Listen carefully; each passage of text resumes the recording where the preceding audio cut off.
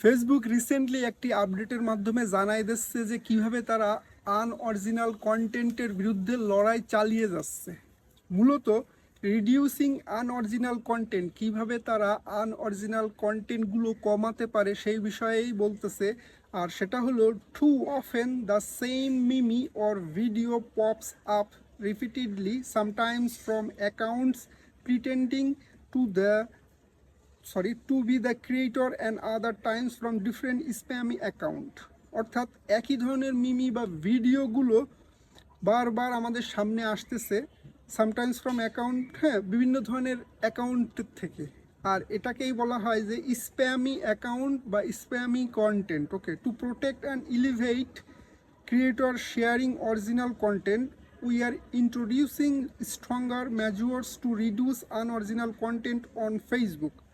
আমরা original content যারা তৈরি করতেছে তাদেরকে ভালো ডিস্ট্রিবিউশন পাওয়ার জন্য, অর্থাৎ রিচ এঙ্গেজমেন্ট বা তারা যেন বেশি সুবিধা পায় তার জন্য তারা তাদের অ্যালগরিদমটাকে স্ট্রঙ্গার করতেছে, মেজারমেন্টটাকে আরও বেশি স্ট্রঙ্গার করতেছে, যেন এই ধরনের ডুপ্লিকেট কন্টেন্টগুলোকে ডিটেক্ট করতে পারে।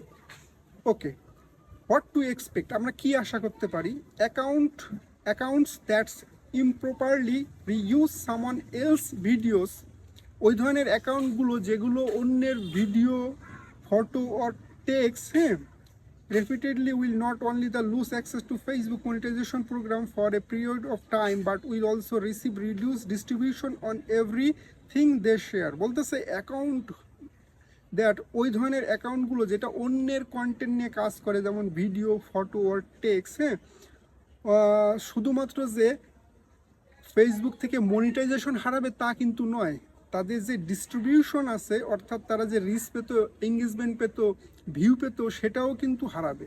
সেটাই বলতেছে। In addition, if our system detect duplicate videos on Facebook, যদি আমাদের সিস্টেমটা ইতিমধ্যে ডিটেক্ট করে ফেলায় যে ডুপ্লিকেট কন্টেন্ট আপনি ব্যবহার করতেছেন, we will reduce the distribution of the copies, মানে ওই ভিডিওটা যেটা ডিটেক্ট করে ফেলাইছে ওটার কিন্তু আপনার ডিস্ট্রিবিউশনটা কিন্তু ফেসবুক কমায় দেবে, অর্থাৎ রিচ ডাউন করে দেবে, এঙ্গেজমেন্ট ডাউন করে দেবে, হ্যাঁ, so that the original creator can get the visibility that they deserve. আর এই যে ভিডিওটা আপনি যেখান থেকে সংগ্রহ করেছেন ওইটা যদি ডিটেক্ট করে, তাহলে ওই অরিজিনাল কন্টেন্ট কার সেটা কিন্তু একটা লিঙ্ক আকারে শো করবে। অর্থাৎ আমরা যে মিউজিক ভিডিও নিয়ে কাজ করি, অনেক সময় আমরা মিউজিক ডাউনলোড করে ওটাকে এডিটিং করে চেষ্টা করি যে আমাদের নিজের বানানোর জন্য, আর আপলোড করার সাথে সাথে ফেসবুক কিন্তু ডিটেক্ট করে ফেলায় যে এটা কার মিউজিক।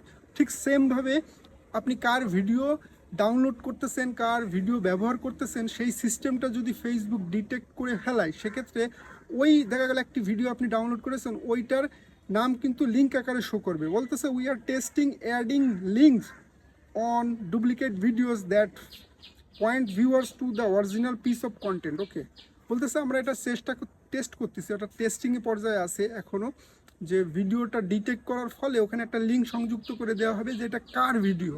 ঠিক আছে, তাহলে খুব সহজেই ফেসবুক এটা ডিটেক্ট করতে পারবে, আর যার কারণে আপনার ওই কপি যেই ভিডিওটা আপনি ওটা ডুপ্লিকেট হবে সেটার রিডিউস করে দেবে সব কিছু। Okay, tips to maximize your contents potential, অর্থাৎ আপনার কন্টেন্টগুলোর সর্বোচ্চ যে ডিস্ট্রিবিউশন, যেটা রিচ, এঙ্গেজমেন্ট, ফলোয়ার, অর্থ, ইনকাম সব কিছুই তো নির্ভর করে, ওটা কীভাবে পেতে পারেন সর্বোচ্চ। বলতেছে পোস্ট অরিজিনাল কন্টেন্ট, আপনি নিয়মিত অরিজিনাল কন্টেন্ট পোস্ট করুন। That's contents you create yourself, মানে ওই ধরনের কন্টেন্ট যেটা আপনি তৈরি করেছেন। ওকে, মেক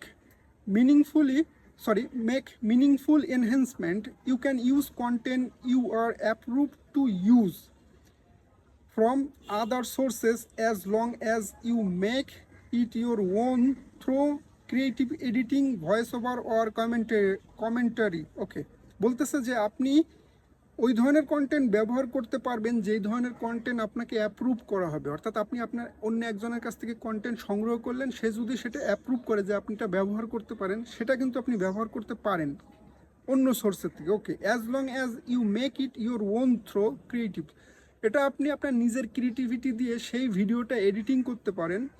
হ্যাঁ, সেটা কীভাবে? ভয়েস ওভার দিয়ে, মানে নিজের ভয়েস দিয়ে, অথবা কমেন্টারি দিয়ে। অর্থাৎ আমরা যে রিয়াকশন ভিডিও করেন অনেকে, যে বিভিন্ন ধরনের বক্তৃতা দেয় বা এই হয় ওই হয়, দেখুন ভাই, এই টাইপের আপনি এটা ব্যবহার করতে পারেন।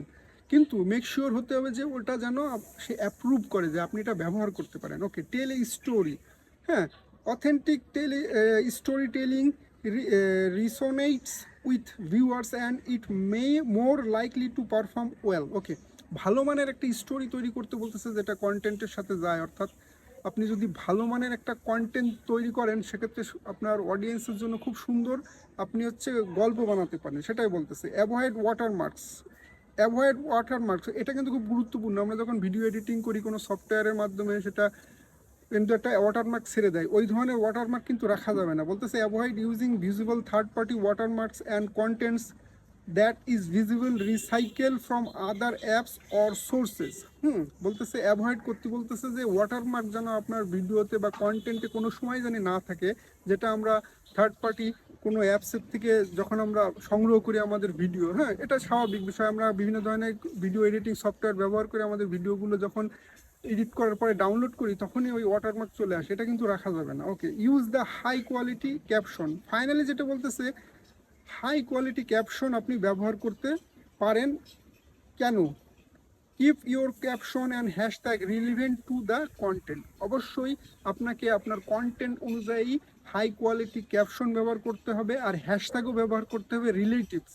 আপনি অন্য হ্যাশট্যাগ ব্যবহার করতে পারবেন না, অন্য ক্যাপশনও ব্যবহার করতে পারবেন না, একদম রিলেটিভ ক্যাপশন আপনাকে ব্যবহার করতে হবে। সেক্ষেত্রে কিন্তু আপনি আপনার সর্বোচ্চ ম্যাক্সিমাইজের কন্টেন্ট পোটেনশিয়াল, অর্থাৎ মানে একটা কন্টেন্ট আপলোড করার যে সর্বোচ্চ ম্যাক্সিমাইজ যে রিচ এঙ্গেজমেন্ট বা ডিস্ট্রিবিউশন আমরা যেটা বলি, ওটা কিন্তু পেতে পারেন। সো ফেসবুকের এটাই হচ্ছে লেটেস্ট আপডেট। আরেকটা ছিল যেটা understand issues impacting your distribution, মানে এটা আমরা ইদানিং দেখছি, অনেক সময় আমরা রিসেন্টলি দেখেছি যে টেক্সট পোস্ট করার সময় আমরা একটা জিনিস দেখি যে আপনার যে this post rich may be limited, এরকম কিছু দেখি। এটা কখন কেন দেখি? কারণ এটা হচ্ছে আমরা কোন শর্তগুলো এখানে ফেসবুকের পূরণ করতেছি না। এই যে এখানে যেখানে এডিশনাল ডিটেলস টু কনসিডার, হ্যাঁ, এখানে বলে দিয়েছে যে আপনাকে কোনগুলো টিকমার্ক, ব্লু টিকমার্ক করতে হবে, সেক্ষেত্রে কিন্তু এই মেসেজটা দেখাবে, তা না হলে কিন্তু দেখাবে না। সো এটা আমরা যদি কাজ করি যে আমরা বুঝবো যে এটা আসলে কিভাবে সম্ভব, সেটাই আমরা করব, তাহলে আমাদের এই ব্লু টিকমার্ক গ্রিন টিকমার্কগুলো যদি আমরা রাখতে পারি, সেক্ষেত্রে কিন্তু এই this post rich may be limited এই ধরনের কোনো ইস্যু কিন্তু আমরা পাবো না। সো আজকের ভিডিওটা এই পর্যন্ত, ধন্যবাদ সবাইকে।